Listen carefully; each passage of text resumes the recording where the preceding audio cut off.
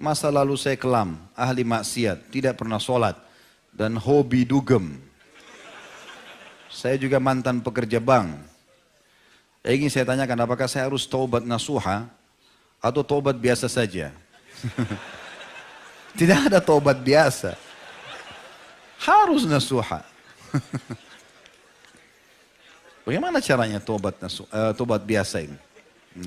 Apalagi antum Masya Allah tidak sholat, hobi dugem ini segala macam. Ya. Nasuha artinya serius. Ya. Betul-betul meninggalkan, sudah kita jelaskan tadi. Jadi harus taubat nasuha. Yang kedua, apakah harus sholat taubat dan mandi taubat? Kalau mandi saya tidak tahu. Ya. Yang saya tahu ada sholat iya. Tapi taubat nasuha syarat tadi sudah disebutkan Syekh Utsaimin rahimahullah 5 hal. Tidak masuk dalamnya sholat. Tapi memang ada hadis yang menjelaskan tidak ada seorang muslim yang berbuat dosa, dosa kecil atau besar, kemudian dia berwudu yang sempurna lalu dia sholat 2 rakaat kemudian dia istighfar, kecuali Allah akan ampuni dosanya. Kalau dia ingin sempurnakan dengan itu nggak ada masalah. Tapi tanpa sholat tobat pun insya Allah diterima, asal dia penuhi syarat-syarat tadi.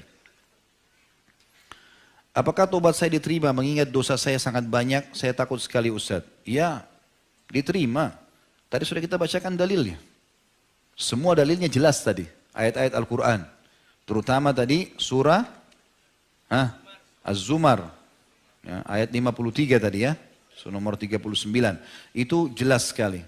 Orang yang melampaui batas, katakan pada hamba yang melampaui batas, maka jangan mereka putus asa dari rahmat Allah. Allah mengampuni semua dosa-dosa. Allah Maha Pengampun dan Maha Pengasih. Tapi yang nasuha itu teman-teman, kalau dia sudah taubat, dia nggak mau kembali lagi, Mang. Udah nggak akan mau kembali. Terus dia berusaha mempertahankan istiqomahnya. Dan teman-teman harus tahu ya, kalau ada yang mengatakan Ustaz setelah taubat kok kayak susah hidup saya. Itu prosesinya. Proses. Antum sekarang bermaksiat kepada Allah 20 tahun. Lalu kemudian antum taubat. Sehari terus tiba-tiba jadi baik semuanya. Enggak, dibersihkan dosa. Antum ada proses pembersihannya. Antum lalui suka dukanya. Kadang-kadang orang kalau dia ikhlas, Allah kasih dia sebulan, 2 bulan, 1 tahun. Kemudian baru menjadi baik keadaannya. Wajar, itu proses. Nikmati prosesnya. Gitu kan? Sama orang lagi berobat, dosisnya. Insya Allah setelah dosis obatnya habis, dia akan sembuh gitu ya. Seperti para sahabat ketika memuliakan Rasulullah SAW adalah menciumnya. Bolehkah kita mencium tangan orang yang kita hormati karena ilmunya? Atau karena kesepuhannya? Seperti orang tua, paman, bibi, tetangga atau guru-guru kita. Dan bolehkah kita memuliakan orang yang kita sayangi dengan cara kita mencium tangannya juga seperti pasangan hidup ataupun anak-anak kita?